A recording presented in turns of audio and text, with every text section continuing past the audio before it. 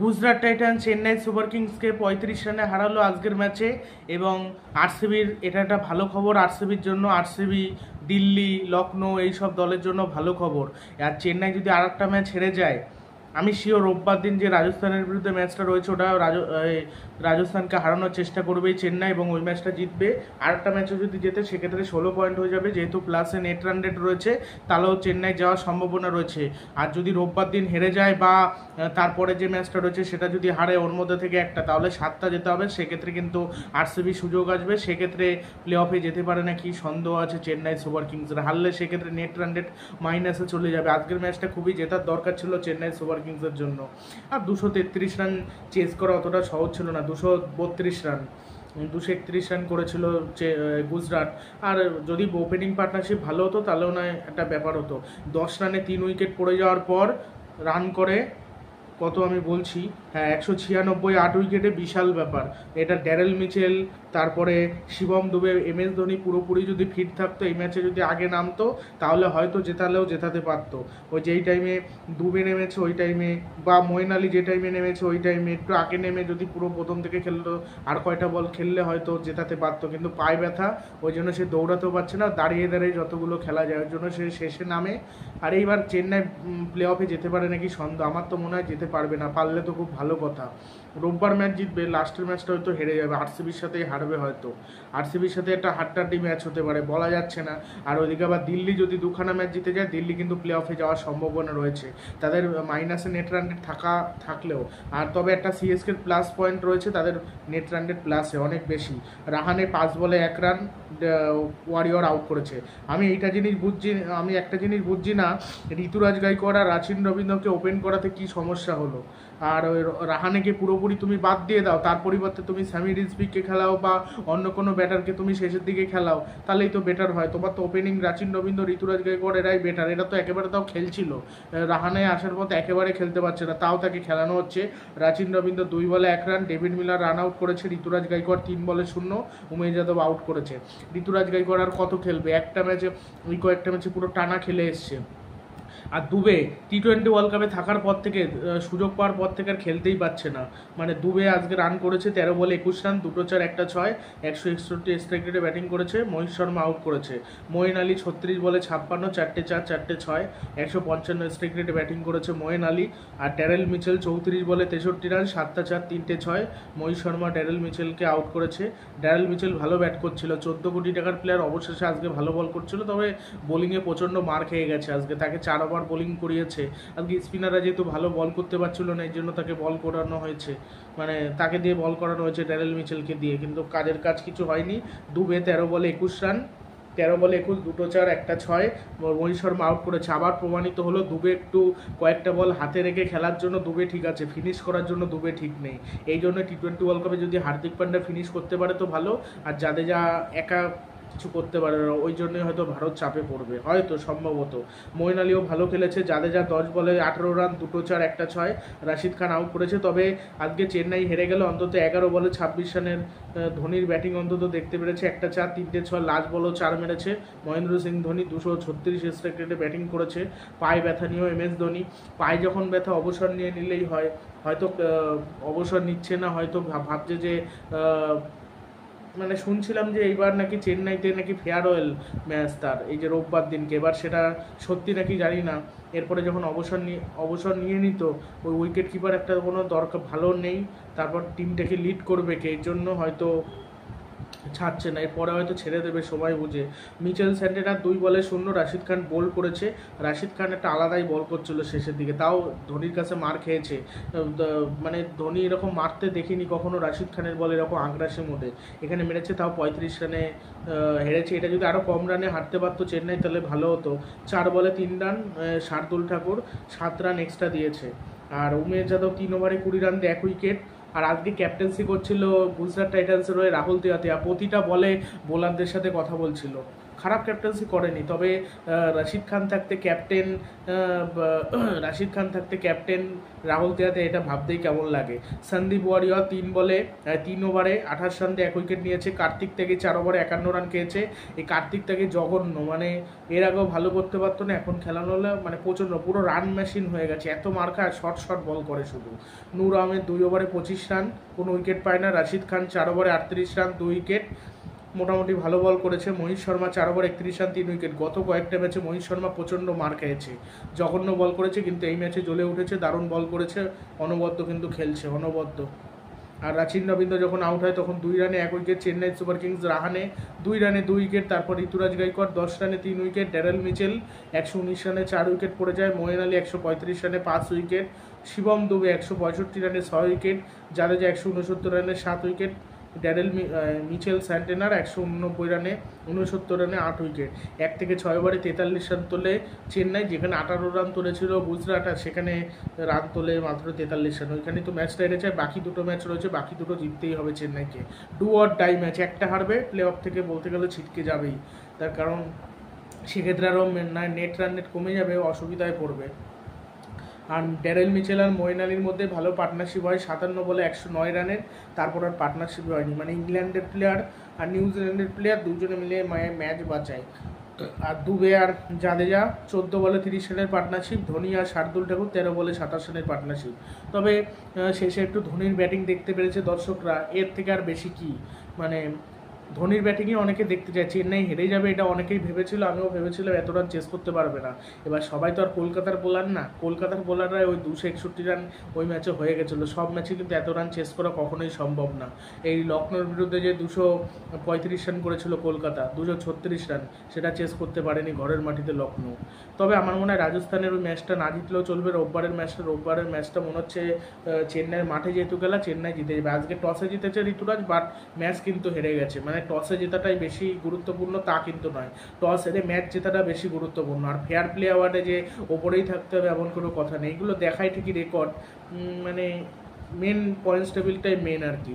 এখন মানে মহেন্দ্র সিং ধোনির জিততে হবে পরের দুটো ম্যাচ। আর মহেন্দ্র সিং ধোনি আর মারবে কি, নিজের শট রানও নিতে পারছিল না পায়ে ব্যথার জন্য, তাও চোট নিয়ে এসে খেলে যাচ্ছে। এদিকে মুস্তাফিজুর রহমান যে বাংলাদেশের হয়ে খেলছে এখন, যে কিছুদিন আগে IPL খেলে গেছে চেন্নাই সুপার কিংসের হয়ে, সেই প্লেয়ার আজকে বাংলাদেশের হয়ে ভালো বল করেছে। বাংলাদেশের যে জিম্বাবুয়েকে হারিয়েছে সেটা নিয়ে আমি অলরেডি ভিডিও দিয়েছিলাম এর আগে, ভালো। তবে চেন্নাই জিততে পারবে না ঠিকই, তাও মোটামুটি খেলেছে। তবে আরও ম্যাচটা ক্লোজ হতো যদি আর কি ওপেনিং পার্টনারশিপ ভালো হতো, বা ওই রাচিন রবীন্দ্র আর ঋতুরাজ গাইকোয়াড় এরাই ওপেন করুক, রাহানেকে সোজা বাদ দিক, ও আর চলে না, রাহানে একেবারে বাদ দেওয়া উচিত। রাহানেকে নিয়ে অনেকে অনেক কথা বলেছিল যে হেভি ভালো খেলবে, ভালো প্লেয়ার একসময় ছিল, এখন আর চলে না রাহানে। ওই মানে এখন ইমোশান দিয়ে খেলালে তো চলবে না, আগের বার চলেছিল, এবার খেলতে পারেনি, বসিয়ে দেওয়া উচিত। অন্য দল হলে তাকে বসিয়ে দিত, কলকাতা হলে এতক্ষণে বসিয়ে দিত। এত ভরসা, মানে যেখানে দল হেরে যাচ্ছে সেখানে তাকে দিনের পর দিন খেলানো হয় কিসের জন্য আমি জানি না। জঘন্য খেলেছে, ওই রাহানের জন্যই বলতে গেলে চাপে পড়ে গেছে। তারপর বোলাররা ভালো কেউ নেই, এরা মিলে যা করেছে এই অনেক চেন্নাই। তারা আবার কতবার আর প্লে অফে যাবে, প্রতি বছরই তারা প্লে অফে যায়।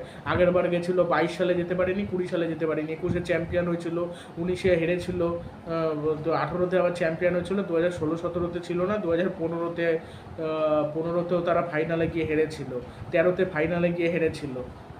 কতবার ফাইনালে গিয়ে হেরেছে এবং কতবার প্লে অফে গেছে, অবিশ্বাস। সব থেকে বেশিবার IPL-এ প্লে অফে গেছে। সেই জন্য মানে মহেন্দ্র সিং ধোনির ব্যাটিং দেখতে পেরেছে, এটাই সার্থক দর্শকদের জন্য বলছি। 231 রান তোলে গুজরাট টাইটান্স, 231 রানের বেশি রানটা উঠতো, লাস্ট দিকে রানই ওঠেনি, না হলে 255 রান হয়ে যেত। সাই সুদর্শন এবং গিল যেভাবে ব্যাটিং করছিল, যেভাবে তাণ্ডব চালাচ্ছিল, আর গিলের আজকে সেঞ্চুরি করার কথা না, গতকালকে বিরাট কোহলি যেমন 92 রানে রান করেছে, 0 রানে আউট হয়ে যাওয়া উচিত ছিল, 0 রানে যেরকম আউট হয়ে যাওয়া উচিত ছিল, হ্যাঁ, 92 রান করেছিল একটা সুযোগ পেয়ে। শুভমান গিল আজকে সেঞ্চুরি করেছে সুযোগ পেয়ে, সে অনেক আগে আউট হয়ে যাচ্ছিল, কিন্তু তার আজকে ভাগ্য ছিল, এই জন্যই সে সেঞ্চুরি করতে পেরেছে। এবং আহমেদাবাদের মাটিতে গিল সবসময় জ্বলে ওঠে। এবং এরপর যদি কেউ বলে যে T20 ওয়ার্ল্ড কাপে তাকে কেন নেওয়া হলো না, যশস্বী জয়সওয়াল T20 ক্রিকেটে বর্তমানে সেরা। ওই গিলের থেকে। গিল হয়তো আইপিএলে ভালো করে, আগের বার কি হয়েছিল, আগের বার এই যে বিশ্বকাপে দারুণ এই টি-20 ওয়ার্ল্ড কাপে ভালো দেখে নেওয়া ছিল, বিশ্বকাপে সেইভাবে পারফরমেন্স করে উঠতে পারেনি, ফাইনাল ম্যাচে খেলতে পারেনি। বড় মঞ্চের প্লেয়ার কখনোই গিল নয়। আর গিল ওই আহমেদাবাদের পিচেই খেলতে পারে ভালো, ওই কঠিন একটু পিচে চলে না।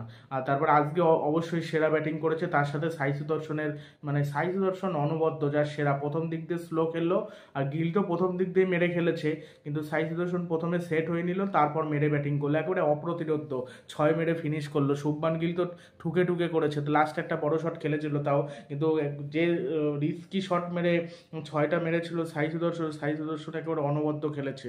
দুজনেই ভালো খেলেছে, সাই সুদর্শন যে ছক্কাটা মেরেছে ওটা অনবদ্য ছিল, এবং সাই সুদর্শন ভালো খেলছিল এবারের সিজনে, কিন্তু বড় স্কোর করতে পারছিল না। আজকে চেন্নাইয়ের যেহেতু কোনো ভালো বোলার নেই, এই জন্য আজকের ম্যাচে খেলে দিয়েছে, আজকে তাদের দিন ছিল। 231 রান করেছে 3 উইকেটে 20 ওভারে সাই সুদর্শন, 51 বলে 103 রান, 5টা 4, 7টা 6, 201।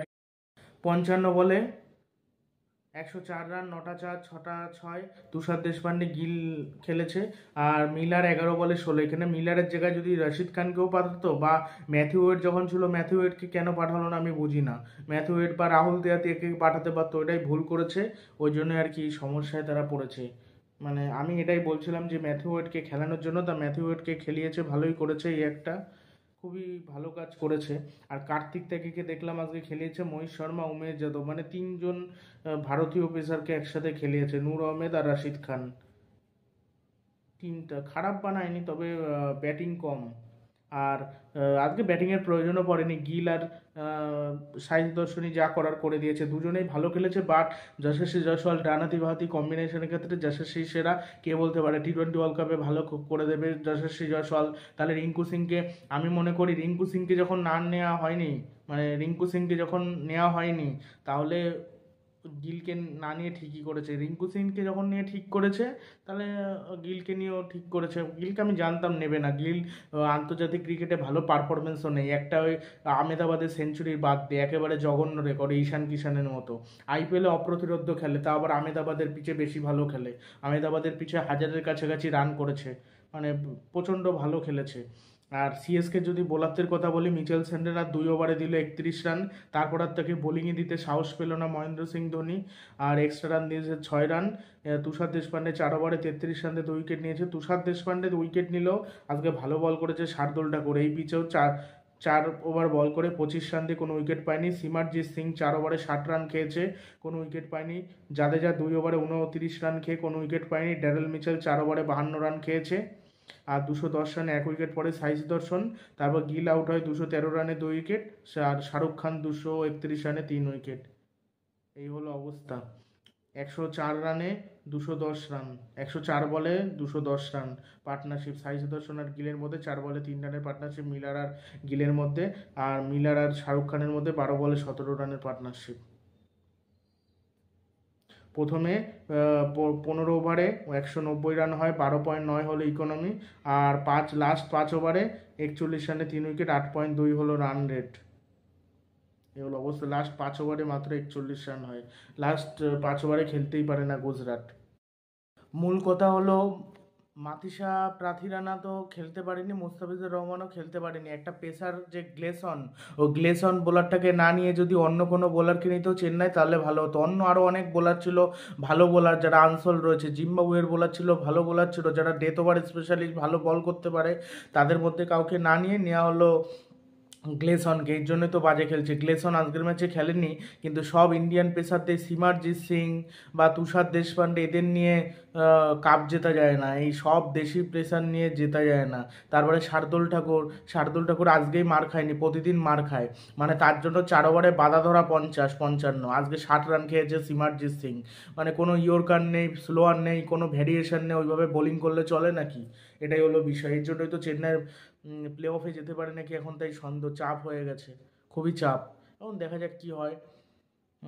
ম্যাচগুলো আবার বাকিগুলো জিতলে আবার আলাদা ব্যাপার ম্যাচ, কিন্তু যা টিমের যা অবস্থা আজকে, যা হলো, যা মার খেয়ে গেল বোলাররা, এরপর থেকে আর কিছু আশা করা যায়? ঋতুরাজ গাইকোয়াড় আজকে খেলতে পারলো না, আর রাহানেকে এই জন্যই কলকাতা ছেড়ে দিয়েছিল, জঘন্য পারফরমেন্স করলো, আজকেও খেলতে পারলো না।